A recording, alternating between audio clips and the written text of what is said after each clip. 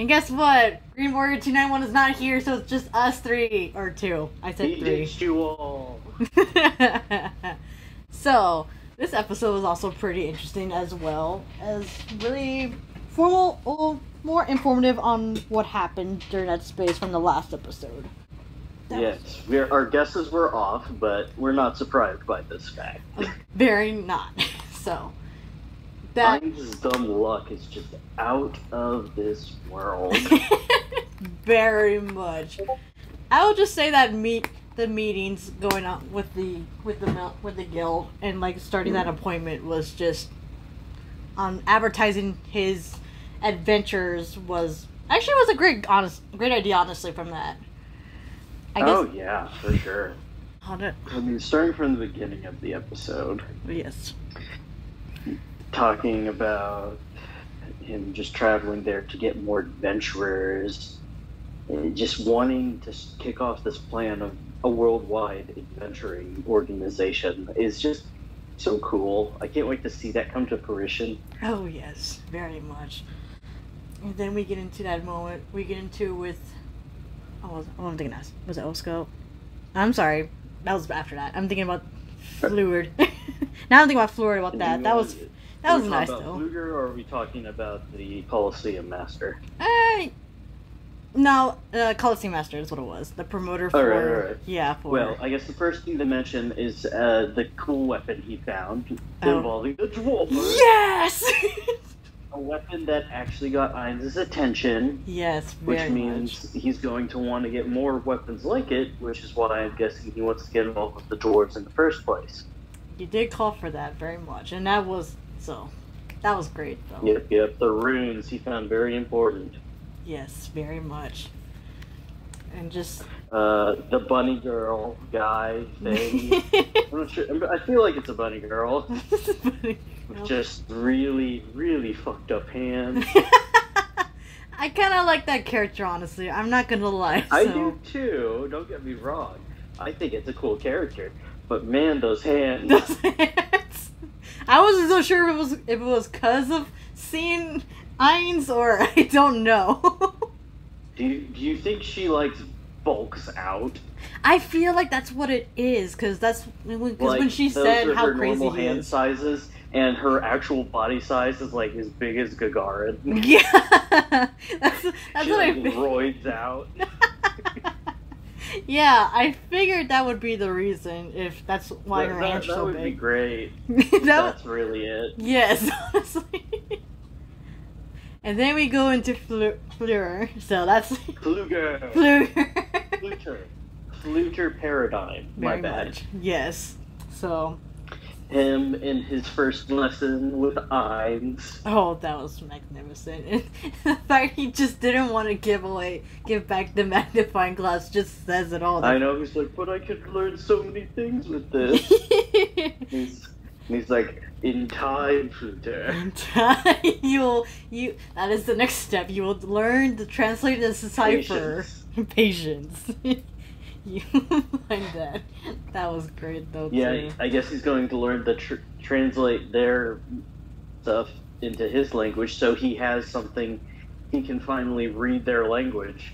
That's what he's doing. Basically, so can't wait for that, honestly. Very smart, Ainz. Very smart. It is very smart. And then we go back into the battle scene with the Warrior King. Ooh. So that was... I guess let's talk about the Warrior King first. Oh yes, actually, that actually is all. He's actually really smart.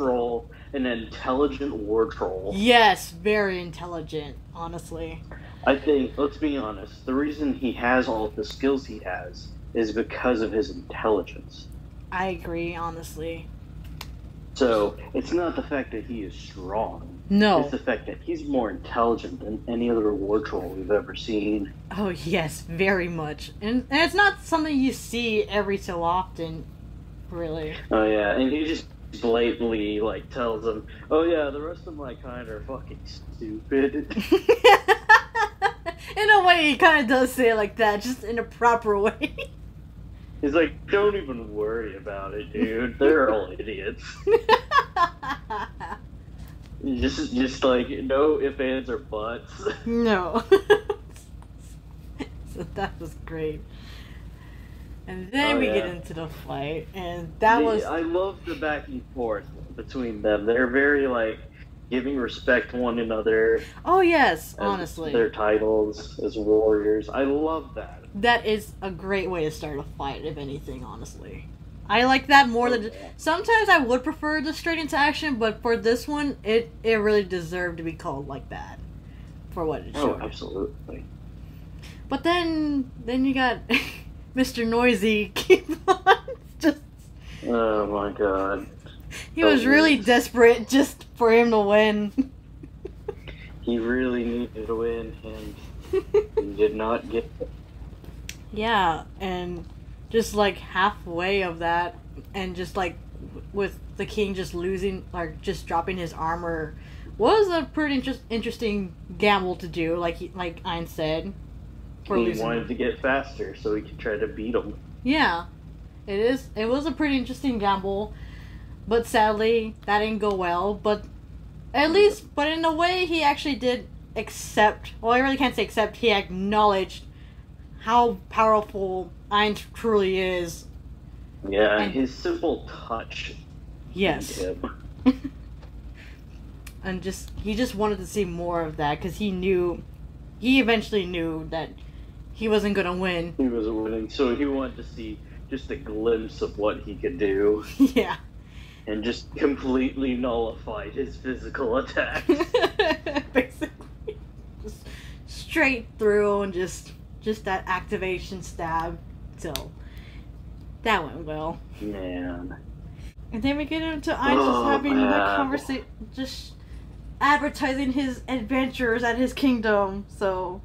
And showing the power he wields, finally showing off the fact he can resurrect the dead. Oh, yes! With ease, at that. If they weren't sure he was powerful before... Right. He sure is now. And then we get into the most shocking thing to ever happen in the ending. Yeah, El Neeks decides to give his country away as a... What was it? A vassal state. Vassal state. Vassal state, yep. And I was like, good lord, dude, are you that desperate?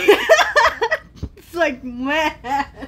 I mean, I didn't realize things were that bad. I mean, the hair stressing was showing, but like, that was to another level. Man, that really was to a whole new level of, holy crap, things are not good for him. No. Even his knights were like, what the fuck are you doing? Are you doing this? Oh my goodness.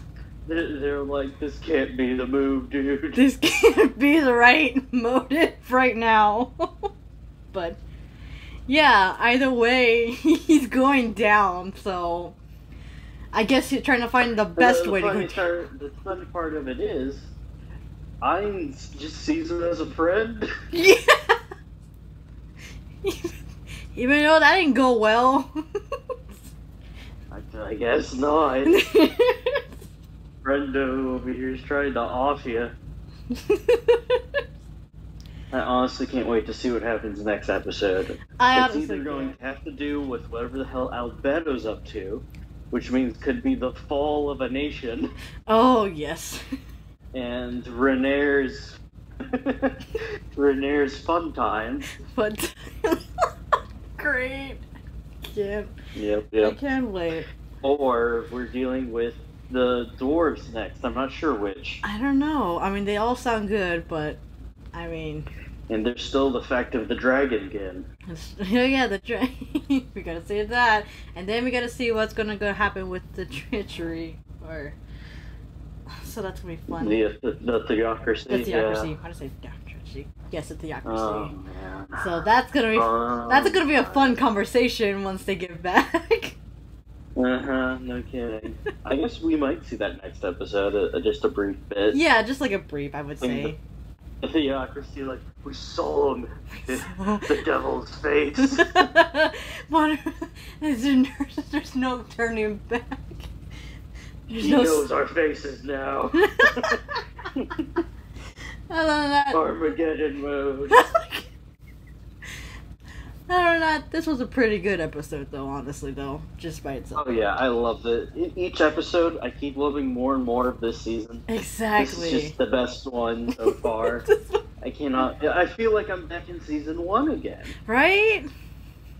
And that's such a good feeling. It really is, though, honestly. So, that's... It really is.